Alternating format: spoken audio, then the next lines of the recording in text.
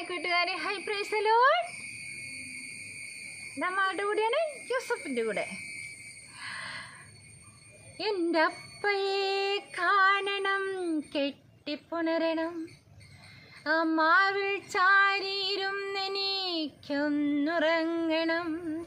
എൻ്റെ അപ്പയെ കാണണം, കെട്ടിപ്പുണരണം, ആ മാറിൽ ചാരിയിരുന്നെനിക്കൊന്നുറങ്ങണം. ആ പുഞ്ചിരി മുഖത്തെനിക്ക് മുത്തം ചെയ്യണം.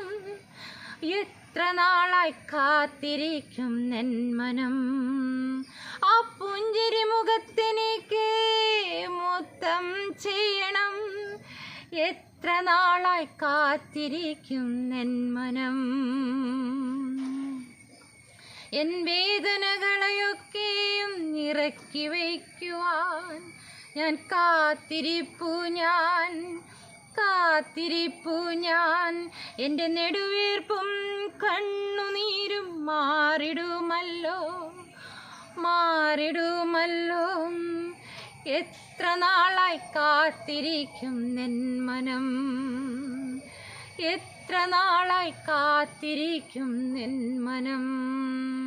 എൻ്റെ അപ്പയെ കാണണം, കെട്ടിപ്പുണരണം, ആ മാർവിൽ ചാരിയിരുന്നെനിക്കൊന്നുറങ്ങണം. ആ പുഞ്ചിരി മുഖത്തെനിക്ക് മുത്തം ചെയ്യണം.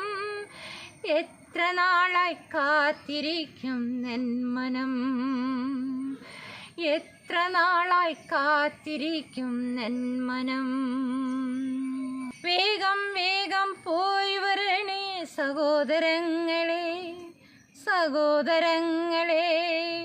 വഴിയിൽ ശണ്ടയിടാതെ വേഗം പ്രിയരെ കൊണ്ടുവാ. എത്ര നാളായി കാത്തിരിക്കും എൻ മനം. എത്ര നാളായി കാത്തിരിക്കും എൻ മനം.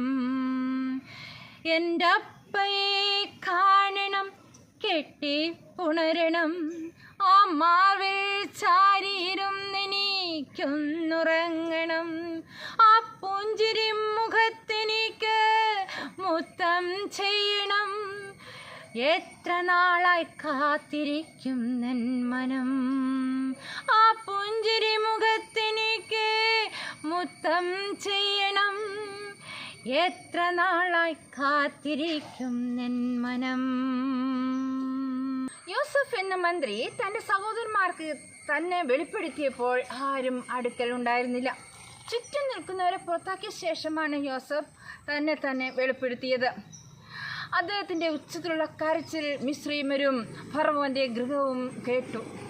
യൂസഫ് സഹോദരന്മാരോട്, എൻ്റെ അപ്പൻ ജീവനോടെ ഇരിക്കുന്നുവോ എന്ന് ചോദിച്ചപ്പോൾ അവൻ്റെ സന്നിധിയിൽ ഭ്രമിച്ചു പോയതുകൊണ്ട് ഉത്തരവൊന്നും പറഞ്ഞില്ല. അപ്പോൾ യോസഫ് പറയാണ്, നിങ്ങൾ വ്യസനിക്കേണ്ട, എന്നെ വിറ്റതുകൊണ്ട് നിങ്ങൾ ഭാരപ്പെടേണ്ട, ജീവരക്ഷയ്ക്കായിട്ട് ദൈവം എന്നെ മുമ്പേ അയച്ചിരിക്കുകയാണ് എന്ന് പറഞ്ഞു. ദേശത്ത് ക്ഷാമകാലം 2 വർഷമായിരിക്കുന്നു. ഇനി ഉഴവും കൊയ്ത്തും ഇല്ലാത്ത 5 സംവത്സരം ഇനിയുമുണ്ട്. നിങ്ങളല്ല, ദൈവമത്രേ എന്നെ ഇവിടെ അയച്ചത്. ദൈവം എന്നെ ഫറവോൻ പിതാവും അവൻ്റെ ഗൃഹത്തിനൊക്കെയും യജമാനനും മിസ്രയീം ദേശത്തിനൊക്കെയും അധിപതിയും ആക്കിയിരിക്കുന്നു. നിങ്ങൾ എത്രയും വേഗം എൻ്റെ അപ്പൻ്റെ അടുക്കൽ ചെന്ന്, ദൈവം എന്നെ മിസ്രയീം ദേശത്തിനൊക്കെയും അധിപതിയാക്കിയിരിക്കുന്നു, എൻ്റെ അടുക്കൽ വരേണം. എനിക്ക് സമീപം ഗോശൻ ദേശത്ത് അപ്പനും മക്കളും കൊച്ചുമക്കളും ആടുമാടുകളും കാലികളും എല്ലാവരും ഇവിടെ എൻ്റെ അടുക്കൽ വന്ന് പാർക്കണം എന്ന് പറയുവാനായിട്ട് പറഞ്ഞു. എല്ലാവരെയും ഞാൻ പോഷിപ്പിച്ചു കൊള്ളാം. അങ്ങനെ അവർ തമ്മിൽ കെട്ടിപ്പിടിച്ച് കരഞ്ഞു. അതിനുശേഷം അവർ ആ യോസഫുമായി സല്ലാപിച്ചു എന്ന് നാം കണ്ടു കഴിഞ്ഞു.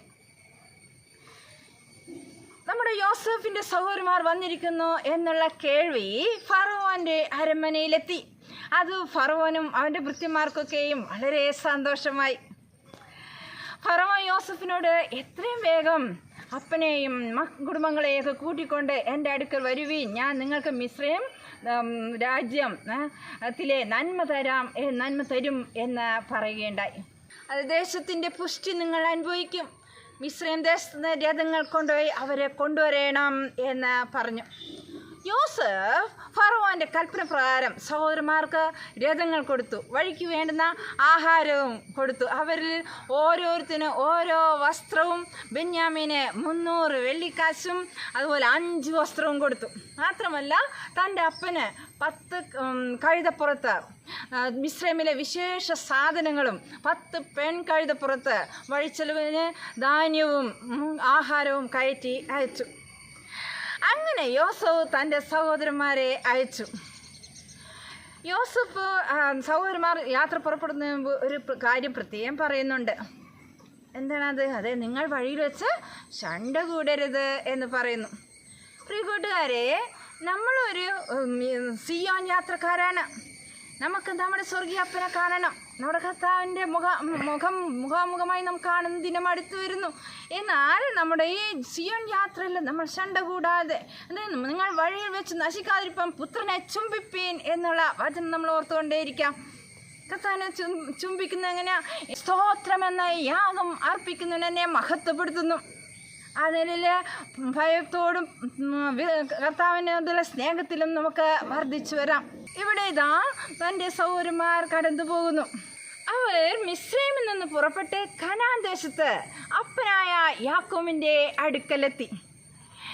യാക്കോബിനോട് വളരെ അധികം സന്തോഷത്തോടെ അവർ പറഞ്ഞു, യോസഫ് ജീവനോടിരിക്കുന്നു, അവൻ മിസ്രൈം ദേശത്തിനൊക്കെയും അധിപതിയായിരിക്കുന്നു. പക്ഷേ ഇത് കേട്ട് നമ്മുടെ യാക്കോബ് സ്തംഭിച്ചിരുന്നു. അവർ പറഞ്ഞത് വിശ്വസിച്ചതുമില്ല. യോസഫ് തങ്ങളോട് പറഞ്ഞ വാക്കുകളൊക്കെയും അവർ അപ്പനോട് പറഞ്ഞു. തന്നെ കയറ്റിക്കൊണ്ടുപോകുവാൻ യോസഫ് അയച്ച രഥങ്ങളെ കണ്ടപ്പോൾ യാക്കോബിന് ചൈതന്യം വന്നു.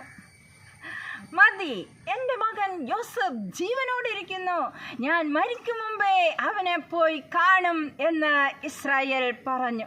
വാക്യം 1 കൊരിന്ത്യർ 13:4. സ്നേഹം ദീർഘമായി ക്ഷമിക്കുകയും ദയ കാണിക്കുകയും ചെയ്യുന്നു. 1 കൊരിന്ത്യർ 13:4. എൻ്റെ അപ്പയെ കാണണം, കെട്ടിപ്പുണരണം, ആ മാർവിൽ ചാരിയിരുന്നെനിക്കൊന്നുറങ്ങണം, ആ പുഞ്ചിരി മുഖത്തിനേക്ക് മുത്തം ചെയ്യണം, എത്ര നാളായി കാത്തിരിക്കും നെൻ മനം, എത്ര നാളായി കാത്തിരിക്കും നെൻ മനം. God bless you.